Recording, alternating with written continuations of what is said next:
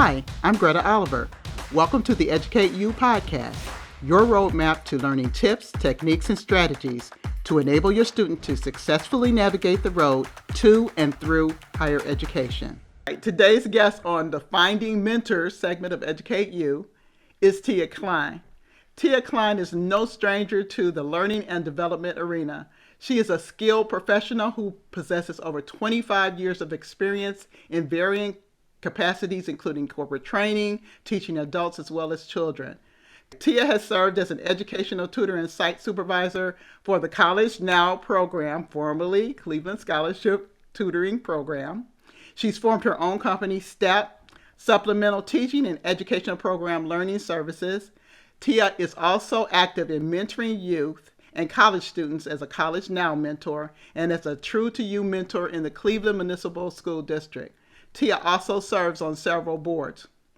Her personal mission is to help the youth, and in 2019, Tia founded the educational nonprofit Equipped for Life Now to work toward ending the cycle of generational illiteracy. Today, she's speaking to us about the importance of mentorship and advocacy in higher education. Please join me in welcoming Tia Kline to Educate You. Welcome to the program. Thank you so much. I want to ask you to describe peer mentoring versus traditional mentoring and the importance of each one of those. Okay. And it's funny you should mention that because, I've been probably mentoring all my life and really didn't know that. Yeah. But when I was in high school, one of the things that I did was I always helped out other students. Right. Mm-hmm. Like whatever. My strength has always been like writing. Mm-hmm. So I would help a lot of them. Like we had term papers to do, I think our last year. Mm-hmm. So I spent a lot of time helping people get their stuff together to do their term papers, right, as we called them back in the day. Right. Yes, I know. That's what we called them too. Yeah. So that was like, I guess, my foray into that. So, the people that were in high school with me, I was John Hay too, of course. Well, I'm a fellow Hornet. Yes. I know. I'm not. I'm from Kennedy, but okay. I forgive you. Hey, well, my father, they split the line. I know. My husband went to John Hay. Park Hill, Park Hill and up, they went to Adams. And Park Hill and down, we went to John Hay. So okay. It was where we live. Right, absolutely. So that would have been your peer mentoring experience when you were helping people that were your age. Right. Yes. And basically they knew I was approachable. They, everybody said, well, and it's funny because they were like, they voted me most likely to succeed. And I like, Tia's always been smart. She'll always help you. So they knew that about me. They felt comfortable with bringing me their information that they needed help with. Okay. So I think in terms of peer mentoring, you have to be comfortable enough in yourself to be able to help somebody else and your abilities. So that's what I would say in terms of that. So I would say, that was my, that was one thing I know I could go in there and write a paper or whatever. I could write an essay or a paper, whatever. Right, so right. That was one of my strengths. Okay, good. So, in terms of traditional mentoring, and I think the bottom line, whether it's peer mentoring or, traditional mentoring, the mentee has to know themselves. Yes. They have to know themselves because the reason why I say that is I know that for me, I'm a self-motivator. Okay. And like you said, if I got a goal or end goal I'm trying to reach, I'm going to figure out how to get there. Like you said, with your dissertation process and write the book. If it's something I'm trying to do and, I'm going to figure out how to do it. If I pull my hair out, I'm going to figure out how to do it. I'm not going to be satisfied until I figure out whatever that's troubling me. Right. So for me, I know that I'm going to get to that point. I think in terms with the people that I have mentored or come across with, the thing with that is I don't want to come across as I'm a know-it-all or whatever. You want to facilitate some conversations and some dialogue and get to know your mentee. Because at the end of the day, it's a situation where you guys learn from each other. Yes. You learn from each other. My first student that I had in the College Now program, she was perfect. She was like the end all to be all. She she ended up, when she graduated from high school, she took classes at Tri-C. So she already had an associate's degree when she graduated from high school. Okay. Mm-hmm. And she was very focused. I think she went into, it was either occupational or physical therapy. That was what she was going to get her degree in. She ended up going to Cleveland State. So, I mean, a lot of stuff, the things that she was asking me about, I mean, it was more so she wanted some reassurance, but she pretty much knew what she wanted to do. Yes, yes. And then you She have knew what she students wanted who to don't do. know, they don't know. Well, I mean, and she was good too. Like, I mean, it was really cute, and I felt like so endeared to her because we had that kind of relationship. When she got ready to apply for graduate school, she asked me to write her a letter of recommendation for graduate school, and I told her I felt honored. And we kind of got to know each other. We went out to lunch a couple of times, and I got to know her family, and I met her mom and her brother. And it was like I was part of the family. Right. So right. I think that's the thing about me is when I get into, even when I'm tutoring, I kind of get that relationship where I want people to feel like I'm part of their family because I'm going to push their kids just like they're mine. Yes, yes. And that's what I do. Seriously, I do. That's why I don't take on everybody that sends me a request to do something.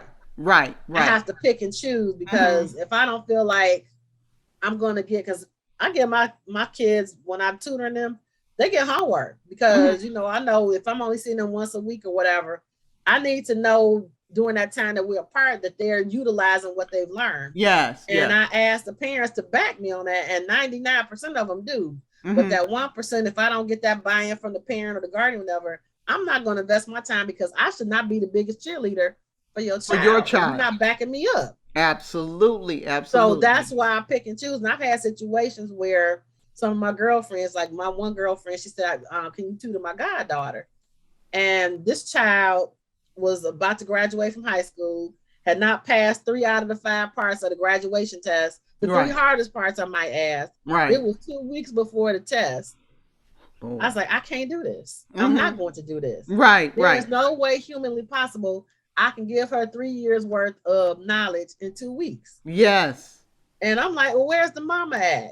Exactly. I get it. I'm like, why are we just having this conversation now? And then the part got into, and I really don't like to be tripping about the money. So I just wanted to see where it was going to go. So I called the mother. She said, well, you got to talk to the daughter. I talked to the daughter. Daughter said, talk to the mother. Oh, forget it. Forget it is what I was saying. Yes. Nope. I mean, I just wanted to, because I already knew I wasn't going to do it. I just wanted to see how vested they were in the process. Right. Like I told my girlfriend, I'm not going to take people's money.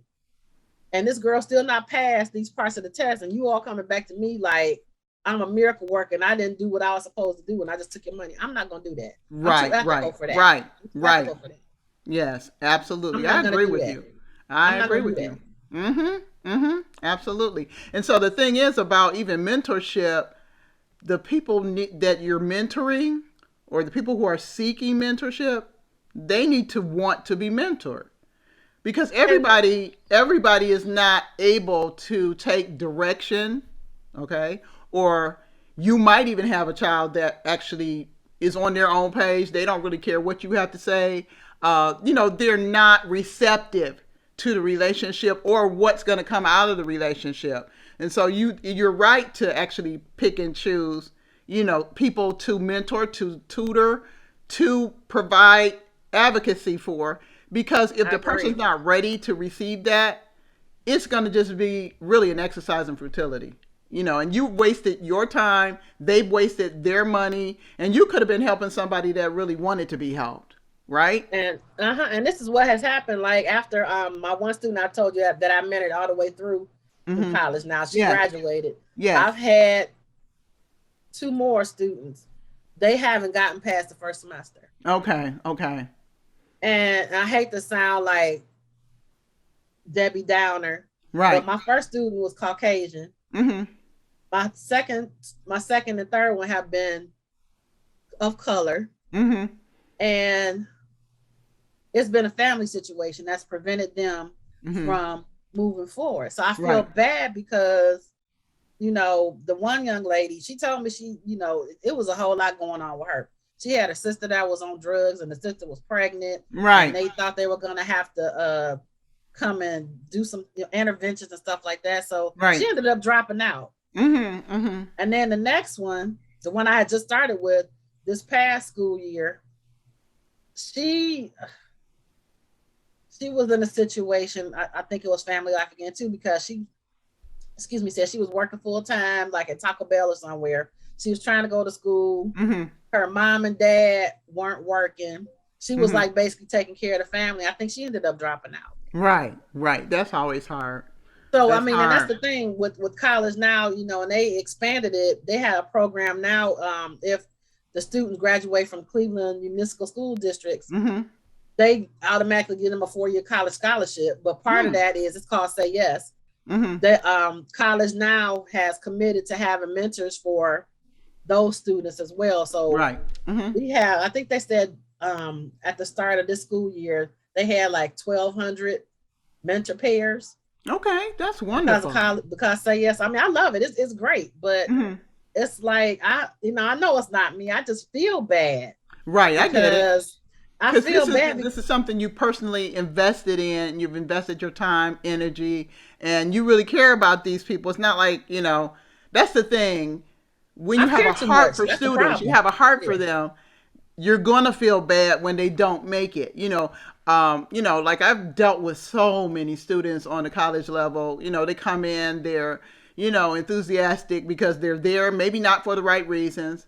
And if they don't get themselves kind of plugged into the right things and they don't find their friends, a good friend group, they don't find advocates, some of them might not even go to class, things of that nature, they don't really realize what they are screwing up. Basically, they're messing up from day one, and they don't even know it until it's over and they're sent home. So of course, when you interact with people and you put time into them and you're talking to them and you're trying to lead them on a positive path, and then they don't make it, you as somebody who has a heart for students, who's passionate about student success, you are going to feel bad. It's just Yeah. part of it. And it's almost like a doctor treating people. They have patients. All of the Mm-hmm. patients aren't going to make it, Exactly. but some of them do. And so you just got to keep trying and know within yourself, basically, that you've done all you can do, because you cannot make somebody want to be successful and do what they need to be successful based Exactly. on what you're telling them. They have to also have a drive and determination for themselves. And so I think that's important to know, regardless of if there are advocates on college campuses, yes, there are advocates there, but if people aren't willing to use the advocates, find the advocates, get engaged with what's going on, and get a hold of what they need to be able to progress, they're going to be in a situation where they're not going to be successful. And that is sad. It does, kind of break your heart, when that doesn't work out. But then you also have to remember, just keep the bigger picture in mind, that first of all, it's great to go to college. It's great to talk about it. It's great to write a book about it. It's great to have these podcasts and talk about all that stuff. But everybody is not going to be successful in college, regardless of what you have done or what my personal agenda is, basically, Exactly. to try to help each student. My motto, is that I'm making a difference and changing lives one student at a time. And I really do believe that. But it's going to be some students that, they just don't, it's not for them. They're Mm-hmm. not built for that. They can go another path. They can be as successful or more successful on another path that they are passionate about and care about and are willing to put the time and the work into. And so that's really, really important. And that's one thing we talk about, how students need to find out what their why is. That's Why do excellent. they want to go? I mean, it shouldn't just be that it's the dream of their mom or it's the dream of their dad, or that so and so graduated from so and so college, so I have to go. They need to have a personal why, a reason. That makes it so much better, because they have some kind of passion and some kind of drive behind what they're doing. And that can make you more successful than just showing up somewhere, like a lot of times we have done. You know Right, what I mean? right, right. Mm And that's one of the things, like with some of the groups that I've mentored, hmm. Mm one of the things that we do is one of the programs that I mentor with now is called True to You. hmm. Okay. And they actually have, we started out with eighth graders, and that's one Okay. of the things we do is we explore careers with them and Mhm. getting them to college. Right. And that's one of the things we explore with them, like doing a personal mission statement, a personal brand statement. Why do you want Mhm. to do this? And that's one of the things we do is they're at that pivotal point where they have to decide where they want to go to college. I mean, Mhm. to high school. So along with that, we know that everybody's not going to go to college. Yes. So we also let them explore like careers. So Okay. if you don't want to go, say to college when you finish high school, what's your next path that you can go? Yes, you have to have some kind of plan. So Yes. that was cool. Mhm. So what ended up happening with that was, because this is like pre-COVID, we Mhm. would basically have like an hour each month or a couple of hours each month that we would spend at certain Cleveland schools Okay. with the eighth graders. Mhm. But that just came to be too much with my schedule, and then we were in the Right. process of moving from one building to the next at work, so I had to kind of let the eighth graders go. Okay. But they started a ninth grade, because one of my things, and one of the things I do when I, get involved with something like that, I'm like, what's the next thing? What's the next level? So Mhm. I was asking them like one year at the end of the year, so what's going to happen to these kids after we finish with them eighth grade? Is there some way that we can track them and see if Right. they actually finish? Mhm. So, and it's funny, I was talking to one of the program coordinators. She said, guess what? We're getting ready to start a ninth grade program. It Mhm. was so successful, they wanted to actually track the kids through high school. Right. Right. Mhm. So so actually I moved over. I've been doing the ninth grade program because it's on Saturdays now. So that way I Okay. don't have to worry about because I was taking my PTO time and Mhm. doing it. So I mean that's Right. one of the Right. things I do. Like I would take some of my personal time and I would do Mhm. something either like a mentoring thing or Mhm. something for me professionally to build myself up. So that's Right. always like a thing that I challenge myself to do, Okay. is to do something like that. That's wonderful. And so we're talking about eighth grade and ninth grade mentoring. So I'm just going to ask you now, how important, I know it's going to be important to you, but how important do you feel it is for students that are beginning college or college students to have mentors or people Funny to you should help them? ask that, because Mhm. one of the other things in my mentoring tool belt is I mentor for college now, which used to be what was it? Cleveland Scholarship, I think was Okay. the old name Hmm. of it, but they Hmm. changed the name. So Right. one of the things that they started back in 2011, so it's actually the 10th year, is that for first generation college student, when they're giving out their scholarship, one of the things that they did was they paired that uh, recipient with a Hmm. mentor, and Okay. basically your commitment is to that student from freshman year until Wow. they graduate. Hmm. And what they saw was, from that first year retention rate, they said it was like 93% Wow. compared to I the guess national so. average, which Hmm. was like maybe 73 to 80%. Hmm. So, like I said, it's been going on for 10 years. So I actually didn't get started with it until I want to say like 5 or 6 years ago. Because Okay. one of our VPs was on the board there, and she put a challenge out to the employees at Medical Mutual to become a college now mentor. So that's how I actually got started with it. Okay. But my why was, like you said, with me having that experience of being a first generation college student Hmm. and not having anybody to really guide me through that Yes. process. Yes. I felt the need, and that's one of the things. I've always been a service type of person. So Hmm. if I have an experience, and I think God puts us through certain reasons and tests and seasons to share those things with other people. So Absolutely. my thing is, if I can give them some wisdom and guidance on the things that I did that were hard, maybe that'll make their journey a little bit easier. Yes, and that's exactly why I'm doing what I'm doing too. And so I know if I was in Cleveland, we would be some kind of way connected doing something. We got to figure out something that we can do together because we both have We like the got same virtual, we goals got and virtual passions. space now, so I'm just saying Hmm. we can always do We can always something. do something. We'll figure something out. We definitely will because it's so important. I know when I went to Bowling Green, and I thought this is an old story, but when I went to Bowling Green, I went to Bowling Green, and that was just me being dropped off. Boom, here I am, and God knows what is expected of me. And as a Cleveland public school student, it was not that much pressure on us for real in school. It honestly wasn't. You went to class, you did the work. Even if you just did it minimally, you probably could be okay graduating. The things that The subjects that I was interested in, I excelled in those. The things that I really cared about, I excelled in those. But the other things, if I barely wanted to be there, like maybe some of the science classes, honestly, I just went, did what they said, and you got my C and was happy, you know. And so I didn't really know how to study, but I didn't even know that I needed to know that until I got to Bowling Green, and I'm just like, okay, here I am. And And you it's saw those me. straight A's and honors Right. kids, and they were C's, and you like, Right. what? How? What? Yeah, What? How? exactly. What? Exactly. And I was first generation. My mom didn't graduate. So first generation by myself in the middle of nowhere in the cold, Bowling Green, Ohio.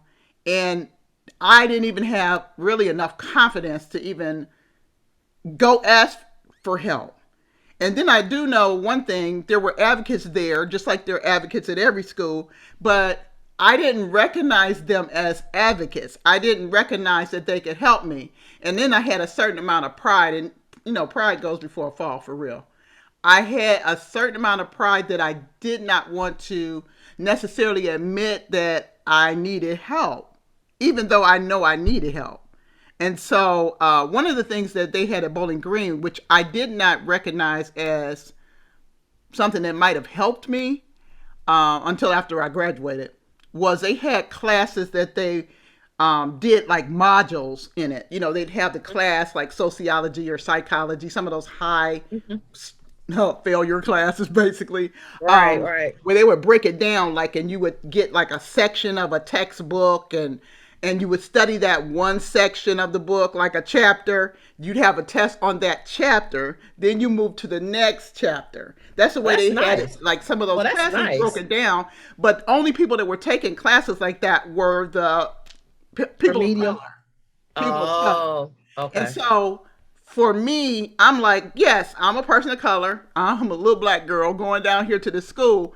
But I didn't want to take classes like that. I didn't even recognize that, it was something in me that did not want to say, I need that extra help. Maybe I need to have my classes broken down like that. So I went and took psychology in the big lecture hall, 500 people. I took sociology in the big lecture hall. All of those classes where my peers, some of them that were taking the classes where they were kind of broken down, they were getting A's in psychology. I got a C. Okay. And I mean, I worked hard for that C.